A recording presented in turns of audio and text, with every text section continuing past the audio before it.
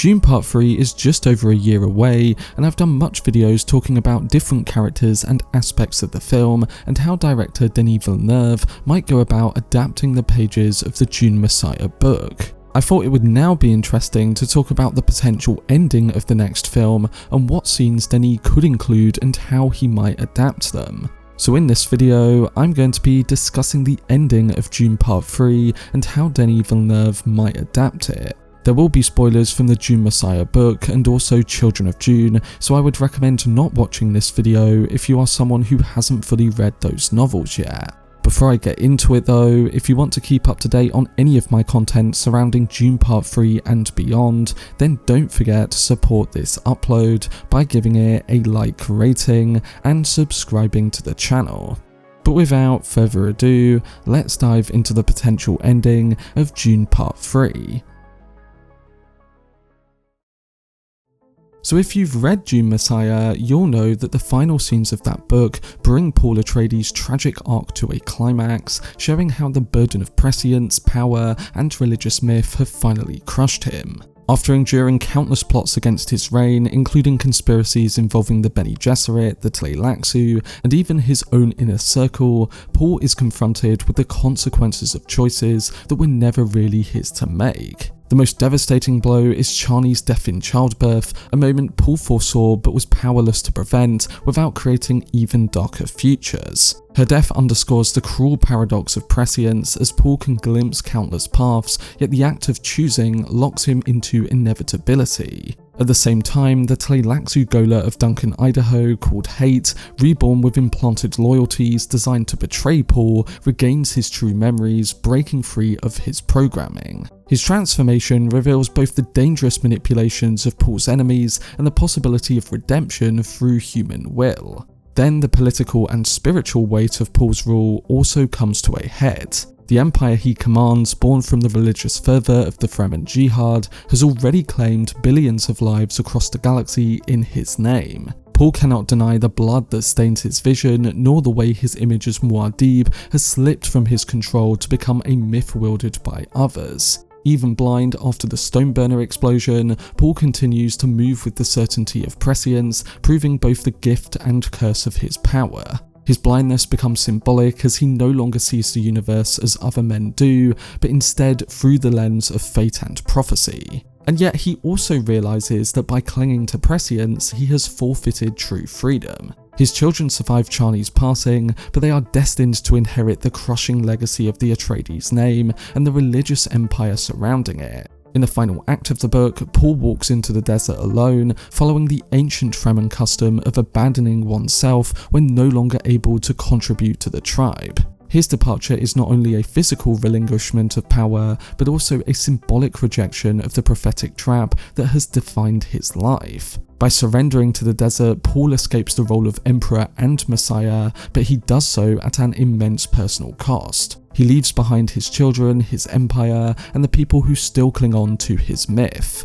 The novel closes then on this deeply ambiguous note, as Paul is both defeated and liberated, a man who has fulfilled the destiny others shaped for him, yet also taken the only step left to reclaim his humanity. In this way, Dune Messiah ends not with triumph but with quiet devastation, setting the stage for the next generation to wrestle with the legacy of Muad'Dib.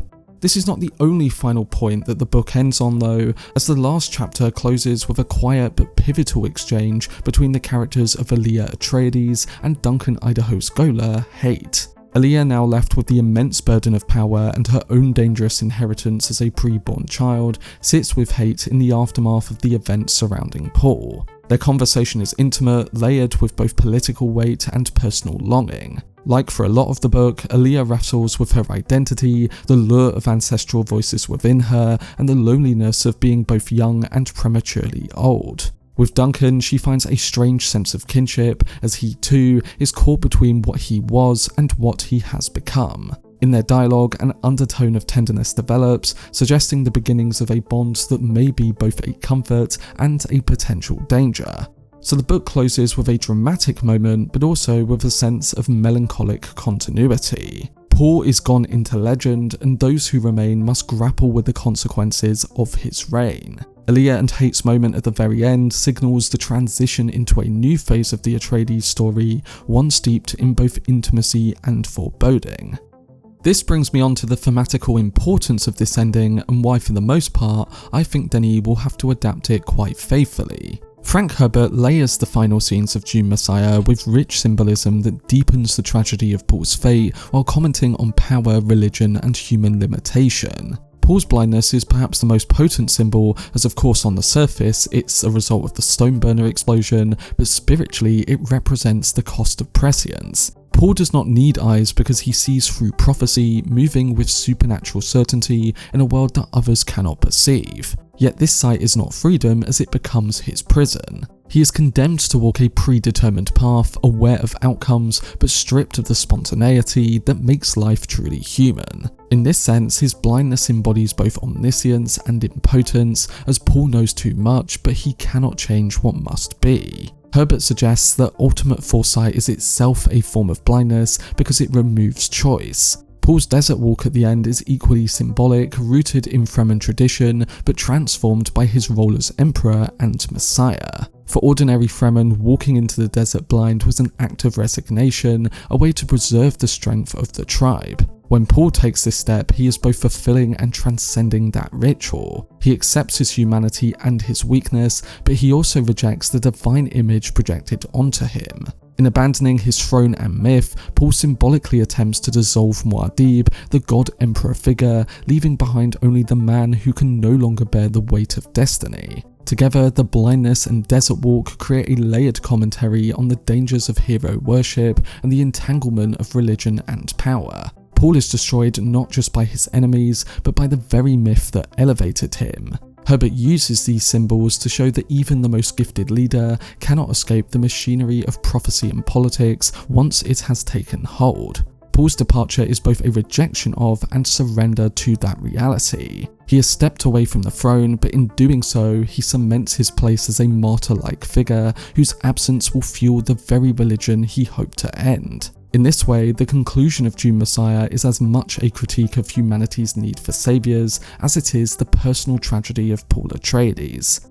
There's also the point to make that the ending of Dune Messiah does impact what comes next with Children of Dune. In Children of Dune, Herbert picks up the threads of Paul's symbolic blindness and desert walk, showing how those choices ripple forward into the lives of his children, Leto II and Ghanima. Paul's abandonment of the throne creates a vacuum of power, but it also leaves behind an almost religious relic in the form of his legend. By walking into the desert, Paul rejected the role of Emperor and Messiah, but his absence only magnifies his myth. He becomes a figure of mystery, a vanished prophet whose return is always hoped for. This echoes real-world patterns of messianic expectation, where the disappearance or death of a charismatic leader feeds a cult of return.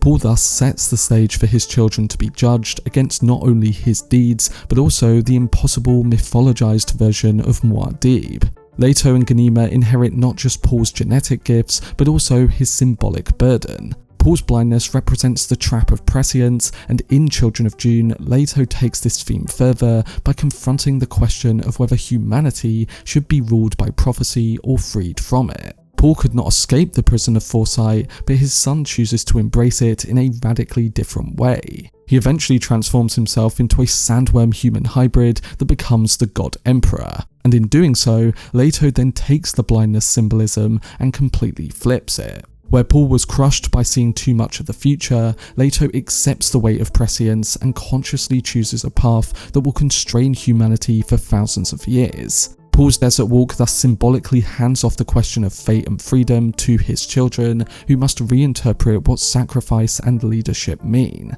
So the desert walk that ended Paul's story was not an ending at all, but a passage that pointed toward the future. Herbert uses this continuity to show how myths evolve across generations, and what was once resignation becomes rebirth, and what was once blindness becomes vision of a different kind. Children of Dune demonstrated that Paul's symbolic acts at the end of Messiah were not conclusive but transitional. His blindness, his rejection of empire, and his walk into the desert established the central dilemmas his children must resolve. and they include how to balance human freedom with prophetic knowledge, how to carry the weight of myth without being consumed by it, and how to ensure humanity's survival in a universe threatened by stagnation. In this way, Herbert ties the personal tragedy of Paul to the broader destiny of humanity, making the final scenes of Dune Messiah both an intimate ending and the beginning of a much larger mythos. So having all this in mind with the ending of Messiah and where it leads with Herbert's Children of Dune, how do I think Denis will adapt the ending of Dune Part 3? Well, many have said that if Denis Villeneuve adapts Messiah into a Part 3, they can see him adding in a lot of material from Children of Dune to give the film a stronger sense of closure and even address Paul as the preacher.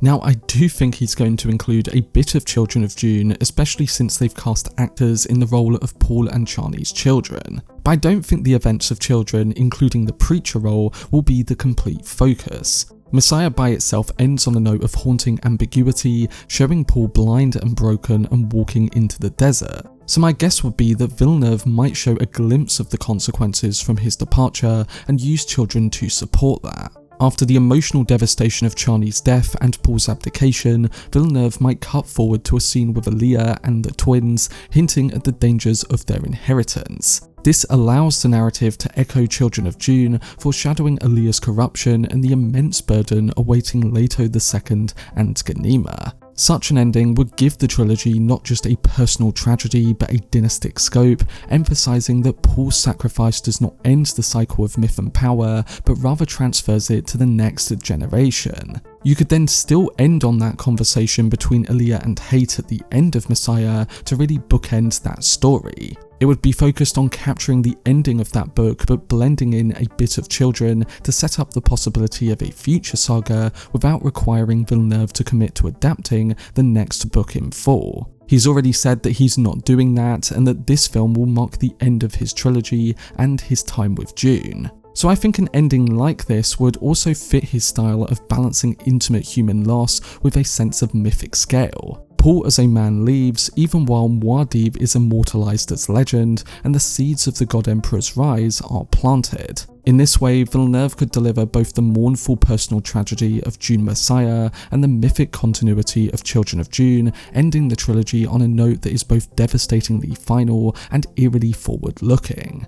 So overall, I think the ending will touch on 3 scenes that are intertwined. I think while Paul is walking out into the desert, we will cut between Aaliyah and Hate's conversation and then get a glimpse of the future in Children of Dune. Most of the future glimpses that we've had, if not all, have been within Paul's mind. But this would be the first time to end the trilogy that we, the audience, glimpse the future. I might be wrong about this, but that's how I'd envision Denis approaching the material. Something that honours everything in the end of the Dune Messiah book, but an ending that dares to look beyond. Like I've said in other videos, I think Dune Part 3 will be more focused on the drama at the core of the Messiah book, and while Denis will aim to gloss that up and add more moments of action, I think he will stay true to that. And therefore, the ending would be a meaningful one that echoes the central themes of that story. Whether it be the burden of power and prophecy, sacrifice and responsibility, or the corruption of religion and myth. I don't think it will be a happy ending, but rather a bittersweet one.